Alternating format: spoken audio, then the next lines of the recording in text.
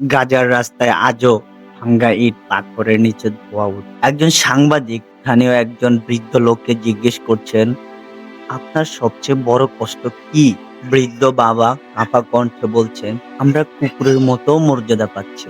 কুকুরকেও অনেক দেশে খাবার আর আশ্রয় দেওয়া হয়, অথচ আমরা মানুষ হয়ে আজ পানি খাবারের জন্য মরিয়া। তিনি মাটির দিকে তাকিয়ে ফিসফিস করে বললেন, আমরা আল্লাহর সৃষ্টি, মানুষের সন্তান, তবুও আমাদের রক্ত কারোর চোখে পানি আনে। তার ছোট্ট মেয়েটি নরম কণ্ঠে তাকে বললেন, বাবা কাঁদো না, আমরা কুকুরের মতন না, আমরা আল্লাহর বান্দা। আল্লাহ আমাদের ভুলে যাননি। মানবতার কাছে ধর্ম, জাতি বা ভূখণ্ড কোনো বাধা নয়। আজ আমরা নীরব থাকলে আমাদের নীরবতাই মানবতার কবর লিখবে।